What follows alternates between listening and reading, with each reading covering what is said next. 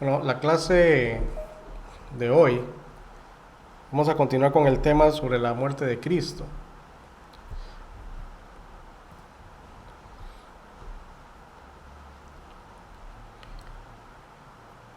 Y vamos a ver algunos aspectos de la muerte de Cristo que tienen que ver con todo lo que Él ha logrado con su muerte en la cruz, con respecto a la eficacia de su muerte. Cuando queremos hablar sobre la eficacia de la muerte de Cristo, lo que queremos decir es eh, si Cristo logró lo que se propuso.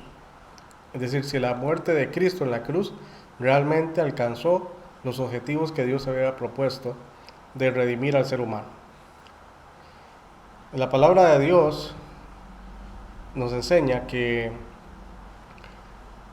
en su muerte se lograron varias cosas. Ahora, su muerte es eficaz precisamente porque la sangre de Cristo es eficaz.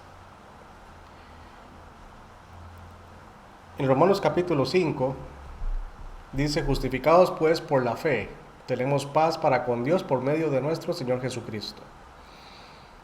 Entonces, en este primer versículo podemos ver que la justicia de Dios es a través de la fe, o sea, se alcanza la justicia, se alcanza la justicia a través de la fe. Ahora, en esa justicia tenemos paz para con Dios. ¿Por qué paz? Porque ahora ya Dios no tiene que demandarnos absolutamente nada con respecto a la justicia, porque es una justicia que ha sido otorgada al creyente por medio de la fe, y la fe en Jesucristo. No es la fe sola. Vea que dice aquí: tenemos paz para con Dios por medio de nuestro Señor Jesucristo. Somos justificados pues por la fe, y por esa fe tenemos paz con Dios por medio de Jesucristo. Dice: por quien tenemos entrada por la fe a esta gracia en la cual estamos firmes. Entonces vea que Pablo hace énfasis en la fe.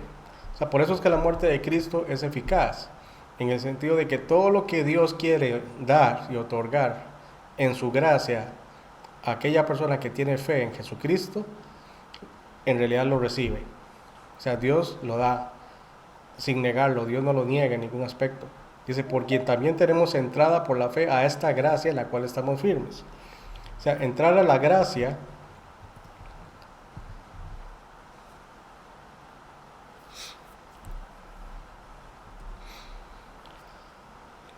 entrar en la gracia o estar en la gracia de Dios es el principal beneficio de la eficacia de la muerte de Cristo en la cruz.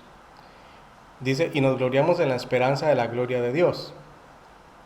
Y no solo esto, sino que también nos gloriamos en las tribulaciones, sabiendo que la tribulación produce paciencia. Es decir, al entrar en la gracia de Dios hay una serie de beneficios para el creyente, para el hombre y la mujer que cree en Cristo.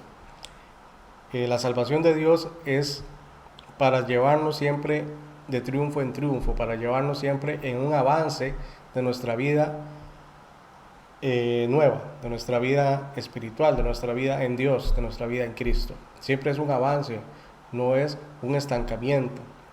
Dios no quiere que nuestra vida quede estancada, sino que siga creciendo, siga avanzando en diferentes aspectos.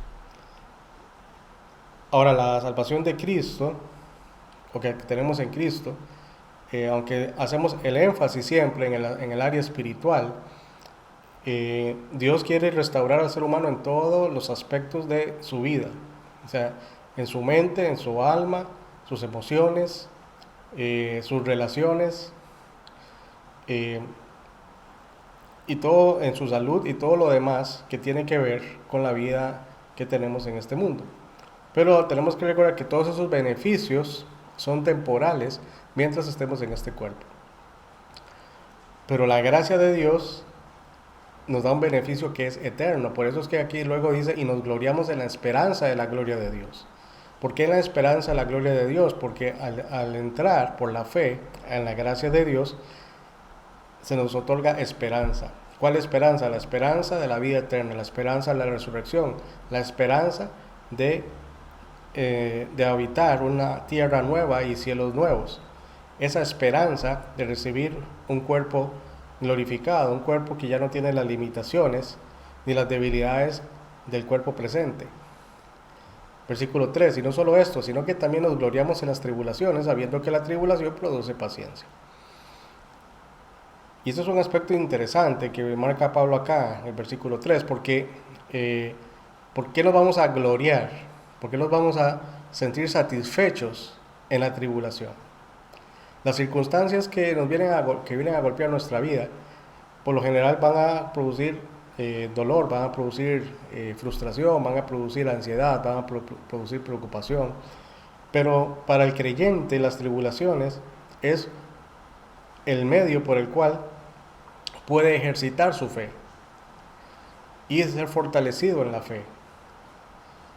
Si toda nuestra vida está tranquilo, no hay crecimiento. Solo hay crecimiento cuando hay oposición. Sabiendo que la tribulación, dice, produce paciencia, es decir, un carácter maduro, un carácter capaz de avanzar a pesar de la oposición. Dice, y la paciencia prueba, es decir, un carácter probado, un carácter que ha demostrado poder enfrentar la situación adversa. Y ese carácter que ya es capaz, por medio de la fe, de enfrentar la situación adversa, de ya no ver la situación adversa como algo negativo, sino como algo positivo, una oportunidad para poder ejercitar la fe, produce esperanza. Dice, y la esperanza no avergüenza. Entonces la tribulación en ese sentido viene siendo un medio instructivo para el creyente, que fortalece esa fe y produce esperanza.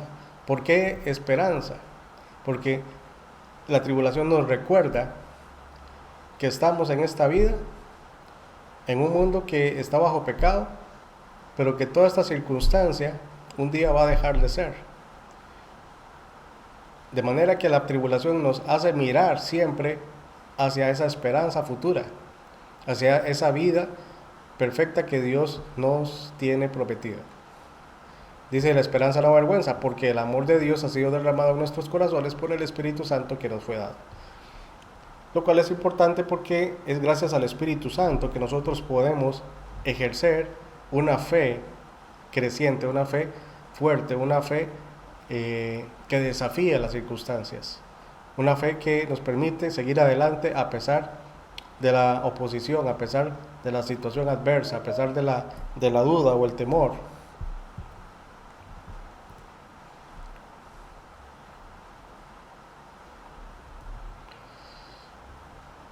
Versículo 7, versículo 6. Porque Cristo, cuando aún éramos débiles, a su tiempo murió por los impíos. Y este versículo es importante recalcarlo porque Cristo murió por los impíos. Cristo murió por todos. Pero la aplicación de la eficacia de su muerte solo es a través de la fe. No es algo automático. La bendición de la gracia de Dios es para todos, pero para todos aquellos que quieren acceder a esa gracia, que quieren recibir esa gracia. Por eso Dios la ofrece. Dice, más Dios muestra su amor para con nosotros, en que siendo aún pecadores, Cristo murió por nosotros. Entonces aquí el versículo 8 nos declara precisamente eso, que Dios muestra su amor. ¿Cómo muestra su amor? Precisamente que está ofreciendo esa gracia a través de la muerte de Jesucristo. Pues mucho más, estando ya justificados en su sangre, por él seremos salvos de la ira. Entonces, aquí es algo importante porque la justificación, es decir, la justicia que es otorgada al creyente es por la fe en la sangre de Jesucristo. Y son aspectos que pasamos por alto muchas veces cuando estudiamos o tratamos de entender el Evangelio.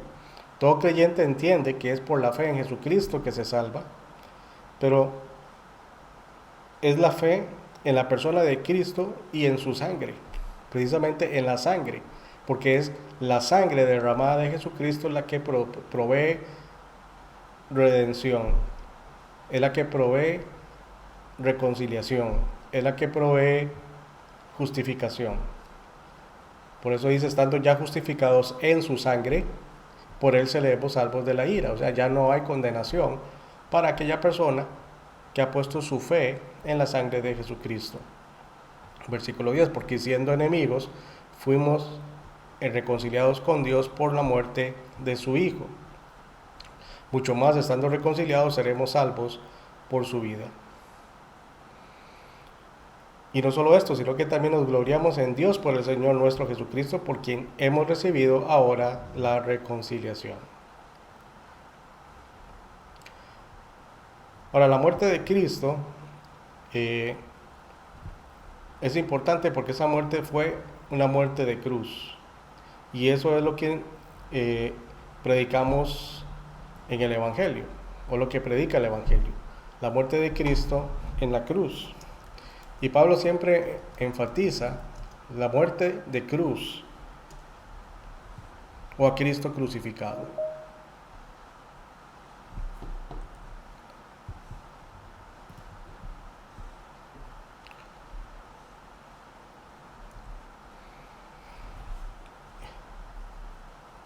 Verso 21 de 1 Corintios capítulo 1. Pues ya que en la sabiduría de Dios el mundo no conoció a Dios mediante la sabiduría, agradó a Dios salvar a los creyentes por la locura de la predicación.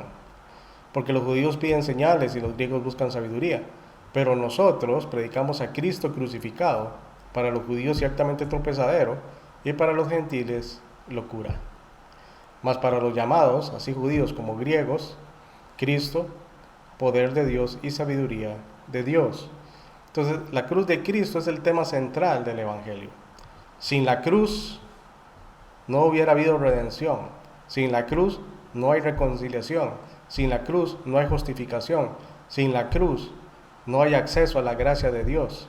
La cruz es importante precisamente porque es el lugar donde Cristo iba a derramar su sangre, donde Él se hizo maldición, o Dios lo hizo maldición, para que nosotros, los creyentes, dejemos de ser maldición. Por eso Pablo dice, pero nosotros predicamos a Cristo crucificado. Para los judíos ciertamente tropezadero. ¿Por qué para los judíos es tropezadero? Porque es incongruente con la mentalidad que ellos tienen, puesto que en la ley toda aquella persona que muere en un madero es maldita.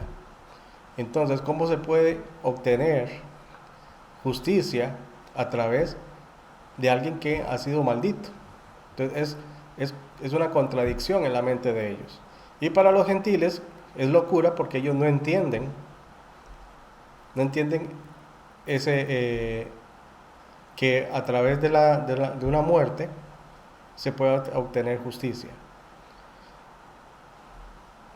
La mentalidad del gentil es diferente a la del judío, porque el gentil no tiene conocimiento de la Torá, no tiene conocimiento de la ley de Dios, no tiene conocimiento de ese aspecto de la maldición de aquella persona que es colgada en un madero. Entonces, para el gentil es algo completamente loco, que alguien muera para darle vida a otro. O sea, no se puede obtener vida por la muerte. O sea, el que muere, muere y se acabó. Esa es la mentalidad del gentil.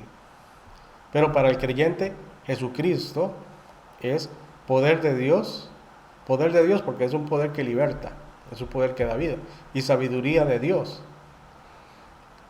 ¿Por qué sabiduría? Porque lo que es tropezadero para el judío y es locura para el gentil, para el creyente es una luz, es la verdad,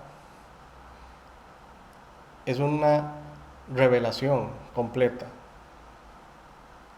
Por eso el Evangelio viene siendo sabiduría de Dios, porque es una revelación del amor de Dios, de la gracia de Dios. Y el aspecto importante no solamente es la muerte de Cristo en la cruz, o la cruz como tal, porque el cristianismo le ha hecho mucho énfasis a la cruz, pero la cruz en sí misma no sirve de nada, eso no es un medio. Fue el medio que usó Dios para que Cristo muriera. Pero lo que realmente es eficaz es la sangre derramada en esa cruz.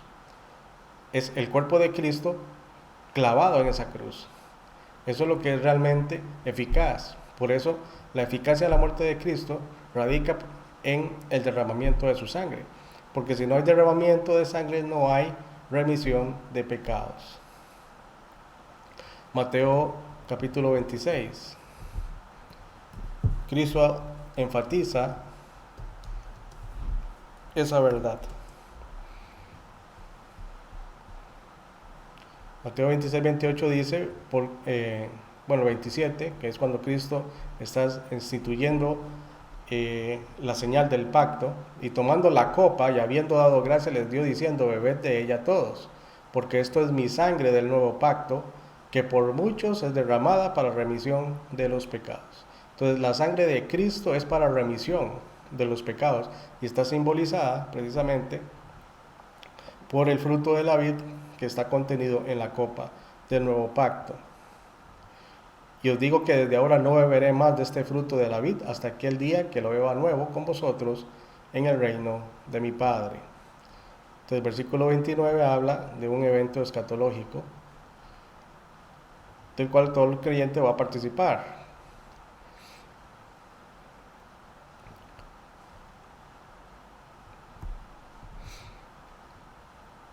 La muerte de Cristo, cuando se estudia, tiene muchos aspectos, hay muchos detalles, y el autor de este libro, él detalla mucho eso, que no explica mucho, nada más cita los pasajes. Pero 2 Corintios, que es un pasaje que ya lo hemos mencionado, 2 Corintios capítulo 5, que es un pasaje central en la soteriología. Dice, al que no conoció pecado, por nosotros lo hizo pecado. O sea, Dios hizo a Cristo pecado. No conoció pecado porque Él nació sin pecado. Dice, para que nosotros fuésemos hechos justicia de Dios en Él. Entonces, esto es algo importante. Cristo es hecho pecado, o Dios lo hace pecado, pero por medio de la fe en Jesucristo y en su sangre derramada, nosotros somos hechos justicia de Dios en Él. Es decir, somos justificados. Pablo en Romanos habla de que somos justificados. Aquí en 1 Corintios dice que somos hechos justicia. Entonces, está hablando de una posición. Y el punto aquí es que el creyente es hecho justicia de Dios en Cristo. Y nunca deja de ser justicia de Dios en Cristo. O sea, el creyente sigue siendo justificado porque está en Cristo. Cuando nosotros entendamos nuestra posición en Cristo, nos damos cuenta que está hablando de algo que es legal. O sea, Dios, todo lo que Él hace tiene un fundamento legal, de acuerdo a la justicia. Y Dios se sujeta precisamente a sí mismo y a su ley. Lo que Dios establece. Dios no hace nada por capricho. Dios no quebranta la misma ley que Él establece.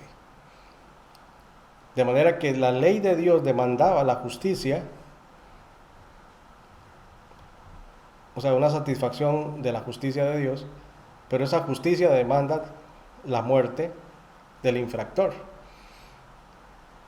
Pero el infractor, aunque muera, no puede satisfacer completamente la justicia. La ventaja que tiene el infractor, que es el ser humano, pecador, deudor ante Dios, es que Dios decide redimirlo porque puede redimirlo. Es decir, hay una oportunidad de redención para el ser humano. Entonces, cuando el ser humano es hecho justicia de Dios, ya lo es. Es declarado justo y nunca deja de ser justo. La Escritura llama al creyente, principalmente en el Nuevo Testamento, lo llama justo, lo llama santo, lo llama hijo de Dios, hija de Dios, lo llama escogido o elegido, lo llama predestinado para ser hecho conforme a la imagen de Cristo. Pero lo interesante es que el Nuevo Testamento no llama al creyente pecador. Dios ya no llama al creyente pecador. Sin embargo, nosotros siempre vivimos diciendo que somos pecadores. Sí, es verdad, somos pecadores porque nuestra humanidad tiene una naturaleza caída, pero la Escritura ya Dios no nos llama pecadores. Dios nos llama santos. justificados. ¿Qué pasa con el creyente?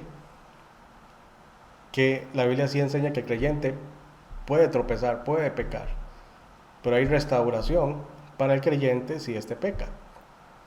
Pero aún así, no utiliza el sustantivo pecador aplicado al creyente. Cuando habla de el pecador o el impío, se refiere precisamente a una persona que no es creyente. Entonces vemos que el lenguaje del Nuevo Testamento es muy claro en ese aspecto. Y a veces nosotros mismos, y los maestros, los predicadores, los pastores, usamos un lenguaje que no es el lenguaje bíblico para referirse al creyente. Porque a veces decimos, nosotros somos pecadores justificados, pero la Biblia no nos llama pecadores justificados, nos llama justos, punto. No sé si me captan lo que quiero decir, ¿verdad?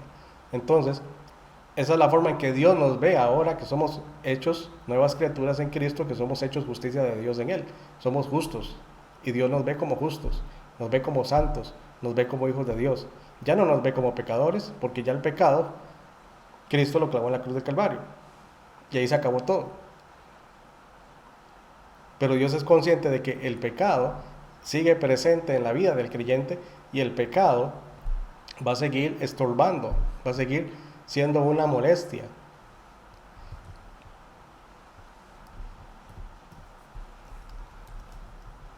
Vamos a ir a Hebreos capítulo 12.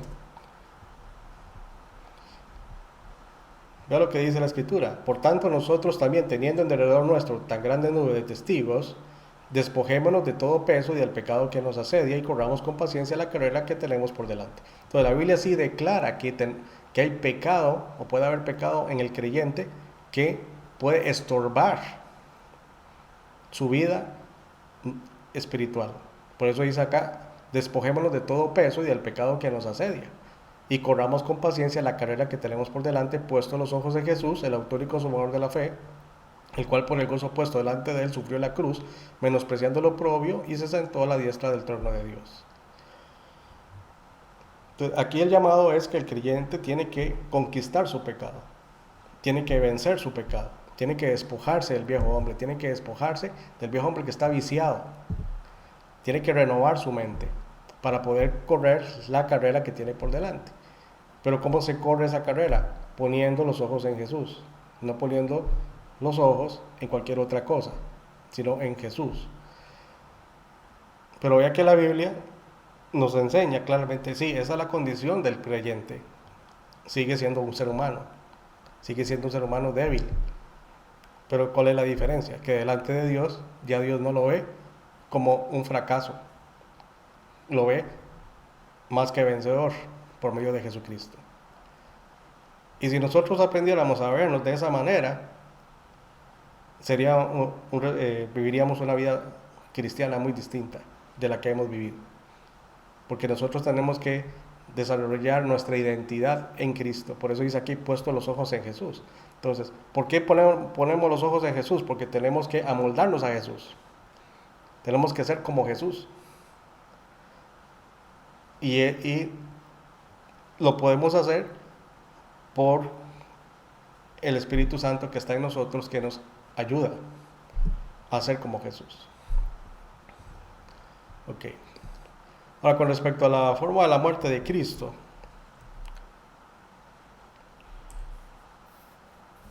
bueno, sabemos que la muerte de Cristo fue en la cruz, pero hay varios detalles de la muerte de Cristo. La muerte de Cristo tiene ciertos aspectos que son únicos. Primero que todo, la muerte de Cristo fue una muerte natural, porque Cristo era hombre. Dios, hombre. No nos olvidemos de eso. Jesucristo es Dios hombre, Dios encarnado. O sea, es Dios, sí, pero también es hombre. Tiene una naturaleza humana, no es meramente una apariencia humana, es en todo aspecto un hombre, un ser humano completo. Y a la vez también es Dios, porque tiene una naturaleza divina y también una naturaleza humana. Por eso es que nosotros decimos que Cristo es 100% Dios y 100% hombre. Ahora, esa muerte de Cristo es una muerte totalmente natural en el sentido de que Él es susceptible, su cuerpo era susceptible de morir, porque era un cuerpo débil, un cuerpo humano, normal. La única diferencia es que ese cuerpo no tenía pecado, no tenía una naturaleza de pecado. Por otro lado, es una muerte anormal. ¿Por qué anormal? Porque a pesar de que es hombre, también es Dios. Y parece algo paradójico, porque Dios no puede morir, sin embargo Cristo, que es Dios, muere. Pero lo que muere es el elemento humano, no el elemento divino. Y eso es lo que tenemos que distinguir. Sin embargo, porque el elemento humano y el elemento divino están ahí presentes en todo momento. Pero lo humano muere, mas lo divino no muere porque no puede. Y eso es lo que tenemos que saber distinguir. Por eso aquí el comentarista dice, Dios no puede morir, pero Dios tenía que morir para poder convertirse en el sustituto del hombre. Porque Dios se hace hombre, Dios se toma forma de siervo. O sea, tomó una forma humana precisamente para poder morir. Para poder redimir al ser humano tenía que ser humano. Tenía que ser exactamente igual a todo ser humano, con la única diferencia que no podía tener pecado para que pudiera asumir el pecado de la humanidad. Ok, no sé si hay algún comentario o pregunta.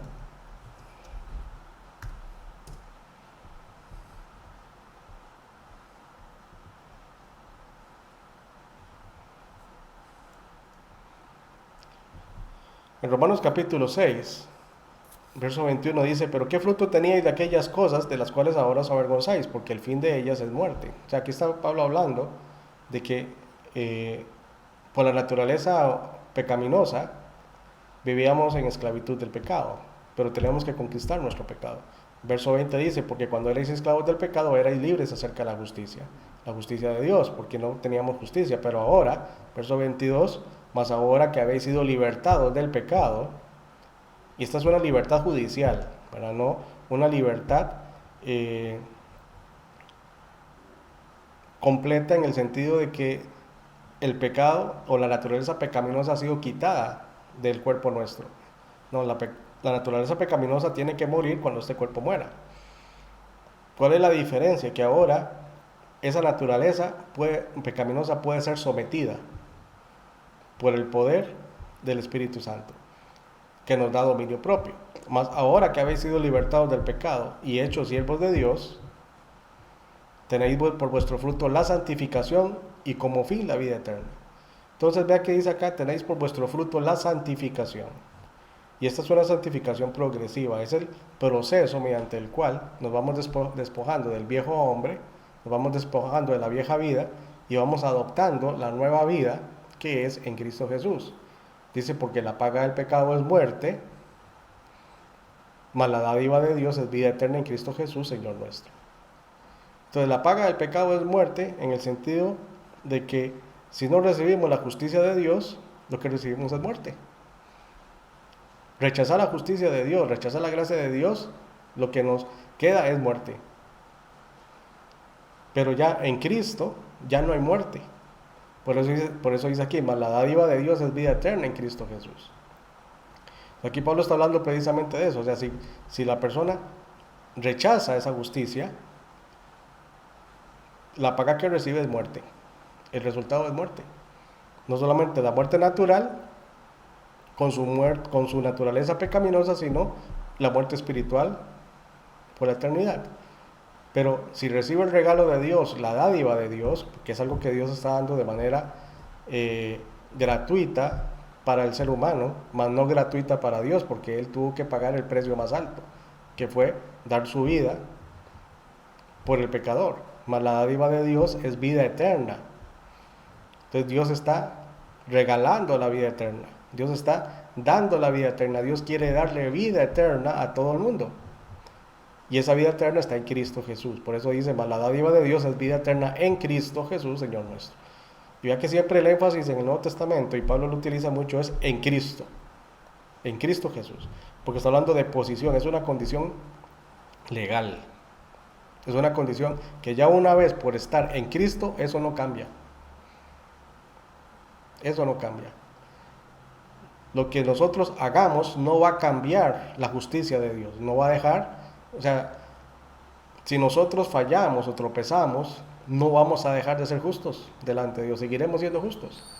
Aunque nosotros pequemos y caigamos o tropecemos, seguiremos siendo santificados en Cristo. Pero no quiero que se malinterprete, porque eso es lo que mucha gente entiende mal y dice, ah bueno, entonces si ya esa condición no cambia, entonces yo puedo hacer lo que quiera e igual no me condeno.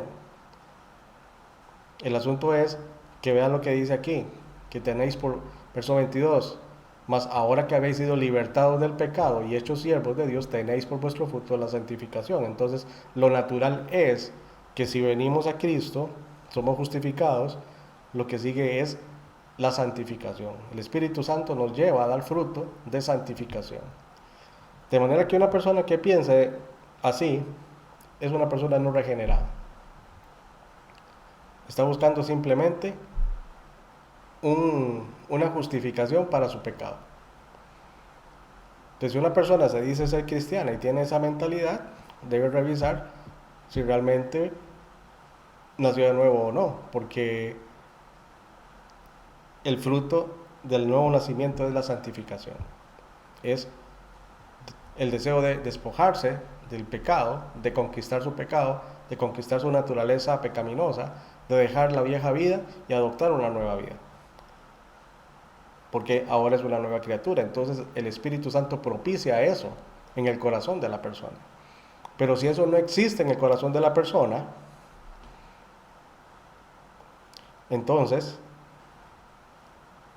tiene que examinarse a ver si está en la fe, como dice Pablo en 1 Corintios. Porque puede ser que sea carnal o puede que sea todavía una persona natural. Entiende el Evangelio, conoce el Evangelio, pero no está aplicando el Evangelio a su vida. No ha habido un arrepentimiento. Porque el arrepentimiento es la decisión de dejar la vieja vida y adoptar la vida de Dios. Eso es arrepentimiento.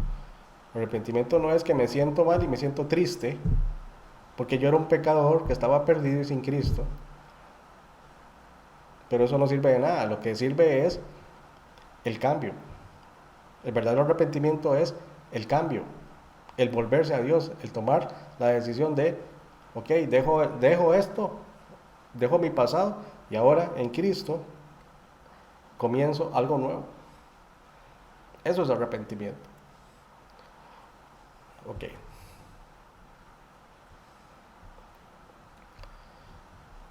Aquí el autor llama a la muerte de Cristo una muerte preternatural. Lo que quiero entender con esa palabrilla preternatural es que la muerte de Cristo ya estaba en el plan de Dios desde antes de la fundación del mundo.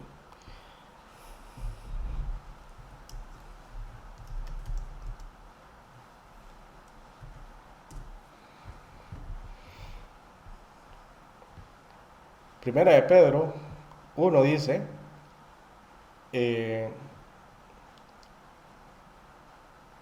versículo 17, y si invocáis por Padre aquel que sin acepción de personas juzga según la obra de cada uno, conducidos en temor todo el tiempo de vuestra peregrinación, sabiendo que fuisteis rescatados de vuestra vana manera de vivir, la cual recibisteis de vuestros padres, no con cosas corruptibles como oro o plata, sino con la sangre preciosa de Cristo. Vea que aquí Pedro está usando el mismo concepto que usa Pablo. La redención es por la sangre de Cristo. Dice, sabiendo que fuiste rescatados. ¿De qué? De vuestra inútil manera de vivir. O sea, la vida inútil, la vida vana, la vida sin provecho, la vida sin Dios y sin Cristo. Versículo 19, que fuimos rescatados con la sangre preciosa de Cristo. Y nada puede pagar ese precio, sea en oro o plata, no puede pagarse el precio, sino la sangre de Cristo. Y vea que Pedro utiliza la sangre preciosa. O sea, es una sangre invaluable. El valor de la sangre de Cristo es incalculable, es de valor infinito. Y nosotros no hemos entendido el valor del sacrificio que hizo Dios para redimir al ser humano. Entendemos de una manera limitada, sí, la sangre de Cristo fue derramado, pero ¿cuál es el verdadero valor de la sangre de Cristo? El verdadero valor de la sangre de Cristo es infinito, porque la justicia de Dios es infinita, entonces tiene que ser un precio infinito. La sangre preciosa de Cristo, como de un cordero, sin mancha y sin contaminación, ya destinado desde antes de la fundación del mundo, pero manifestado en los posteriores tiempos por amor de vosotros. Entonces aquí hay dos aspectos. Por un lado está el aspecto de la eternidad, en donde en la mente de Dios, en el corazón de Dios, ya estaba el plan de redención mucho antes de que el ser humano pecara. Porque dice ya destinado desde antes de la fundación del mundo, porque ya Dios había previsto eso, por su presciencia, ya Dios lo previó. Pero en la eternidad Dios prevé eso y ya lo tiene preparado. Pero en el tiempo el Cordero tiene que ser manifestado. Por eso dice, pero manifestado en los posteriores tiempos, por amor de vosotros, y mediante el cual, o sea, este Cordero, o sea, Jesucristo, creéis en Dios, quien le resucitó de los muertos y le ha dado gloria, para que vuestra fe y esperanza sean en Dios. Entonces vea que el énfasis siempre del Evangelio es la muerte, la sepultura y la resurrección. Podemos creer en la muerte de Cristo, pero si no creemos en la resurrección de Cristo, no hemos creído completamente en el Evangelio. Tenemos que creer no solamente que la sangre de Cristo nos redime, nos justifica, sino que la resurrección de Cristo nos garantiza precisamente esa justicia. Por eso habla aquí de la esperanza. Por eso dice, y mediante el cual creéis en Dios, quien le resucitó de los muertos y le ha dado gloria, para que vuestra fe y esperanza sean en Dios. ¿Por qué? Porque Dios lo resucitó. Entonces, el hecho de que Cristo resucitara es el sello, es la garantía de lo que Dios está diciendo.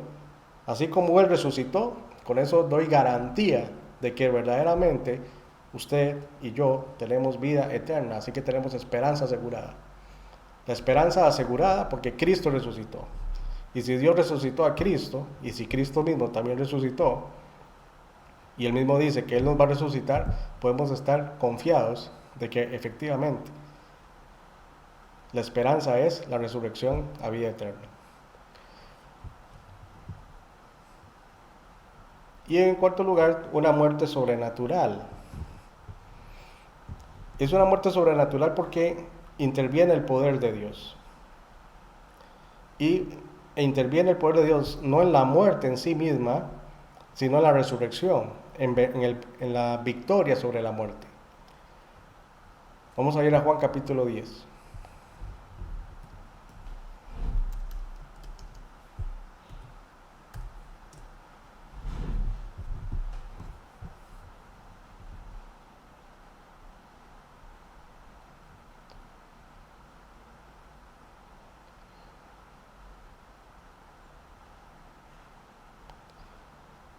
Versículo 14. Yo soy el buen pastor y conozco mis ovejas y las mías me conocen. Así como el Padre me conoce y yo conozco al Padre y pongo mi vida por las ovejas. Vea que Jesucristo dice, pongo mi vida por las ovejas, está hablando de los creyentes. Entonces, o sea, utilizando una metonimia o una metáfora para referirse al creyente como las ovejas. También tengo otras ovejas que no son de este redil, o sea, se refiere a los gentiles.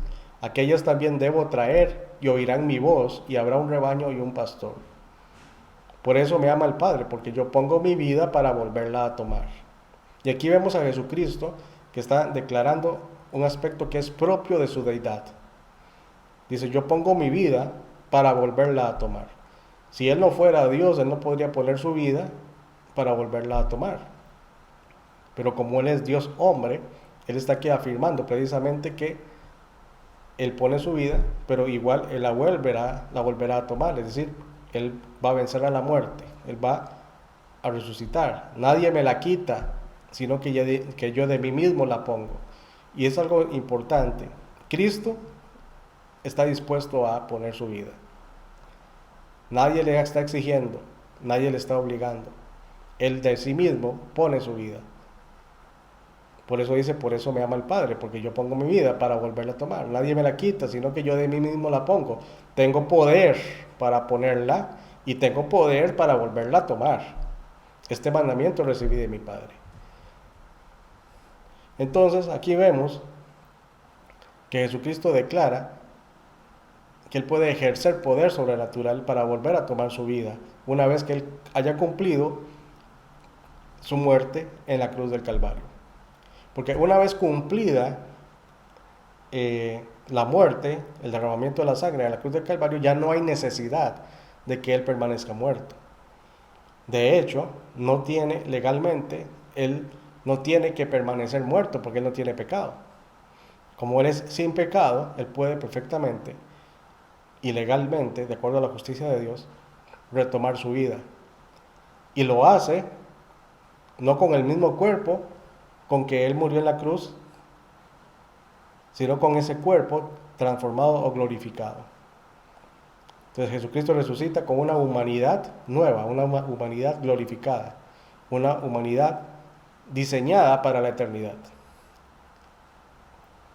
Y precisamente esa misma naturaleza humana nueva, glorificada, con la que Él resucita, es la que se nos promete a los creyentes que vamos a recibir en la resurrección. Y por eso se habla de una muerte sobrenatural. Okay, no sé si hay algún comentario.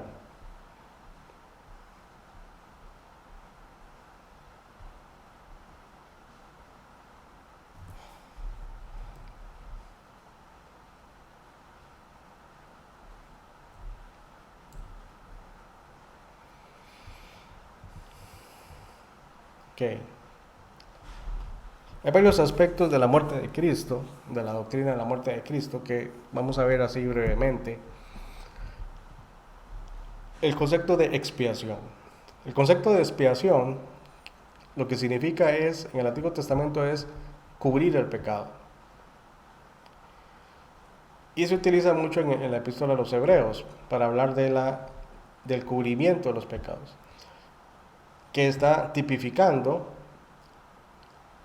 el cubrimiento del pecado, que va a ser la sangre de Cristo, pero la sangre de Cristo es más eficaz. ¿Por qué? Porque la sangre de Cristo no solamente va a cubrir el pecado, sino que va a quitar el pecado. Cosa que no podían hacer los animales, la sangre de animales. La sangre de animales solo proveía expiación temporal. Pero una vez cumplido ese periodo de expiación, tenía que volverse a hacer otro sacrificio para volver entonces a cubrir el pecado, el mismo pecado. Entonces el pecado tenía que estar siendo cubierto continuamente por un nuevo sacrificio. Pero cuando ya viene Cristo, con un solo sacrificio, que es verdaderamente eficaz, ese solo sacrificio es suficiente para quitar de una vez por todas el pecado. No solamente cubre el pecado, sino que quita totalmente el pecado.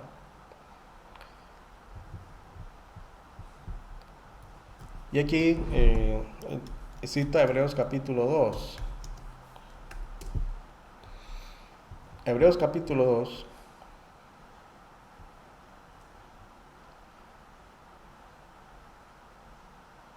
Verso 16 dice, porque ciertamente no socorrió a los ángeles, sino que socorrió a la descendencia de Abraham, por lo cual debía ser en todo semejante a sus hermanos, es decir, a los judíos, para que venir a ser misericordioso y fiel sumo sacerdote en lo que a Dios se refiere, para expiar los pecados del pueblo. Pues en cuanto él mismo padeció siendo tentado, es poderoso para socorrer a los que son tentados. Entonces, aquí dice que Jesucristo es fiel sumo sacerdote en lo que a Dios se refiere, es decir, en todo lo que tiene que ver con la redención, dice, para expiar los pecados del pueblo. Tenemos que entender este versículo, que este versículo está hablándole a Israel. Por eso la epístola se llama epístola a los hebreos, no es epístola a los gentiles. Por eso los que les gusta hablar de que la salvación se pierde utilizan mucho la epístola a los hebreos, pero lo siento mucho, pero la epístola a los hebreos no le está hablando a gentiles, le está hablando a judíos. Entonces tenemos que entenderlo desde el punto de vista de que le está hablando a judíos, no le está hablando a gentiles. Y aquí está haciendo referencia a ese detalle de que Cristo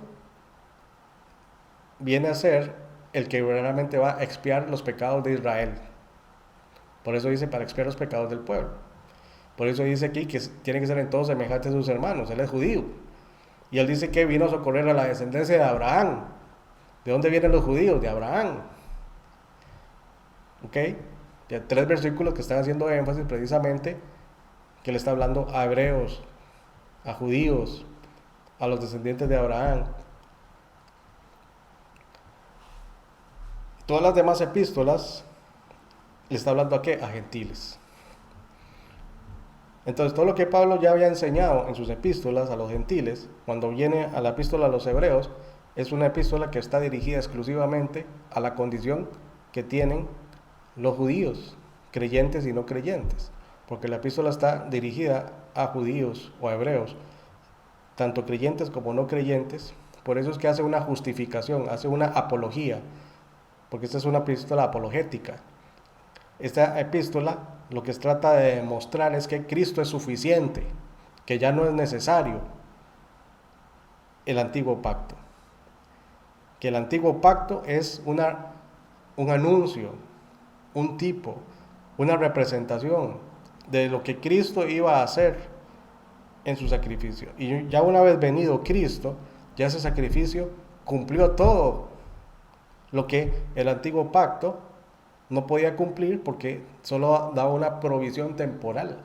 Pero ya con el sacrificio de Cristo, ese sacrificio es eficaz y es suficiente y es único e irrepetible. No se necesita más sacrificio. Porque cuando hay que estudiarse toda la epístola de los hebreos para entender eso. Pero cuando el hebreo llegaba y presentaba su sacrificio, él tenía que venir en fe. Pero cuando entonces ahora pone su fe en Jesucristo, ya el sacrificio de animales ya solamente viene a ser algo representativo, porque la verdadera justificación es en Cristo. Por eso es que el hebreo se le exige más, porque él tiene conocimiento del verdadero significado de todos estos conceptos. El gentil no, pero el hebreo tiene esa ventaja. Pero cuando la epístola de los hebreos es escrita es precisamente para demostrar todo esto, de que ya en Cristo su sacrificio es suficiente para expiar los pecados y de una manera definitiva.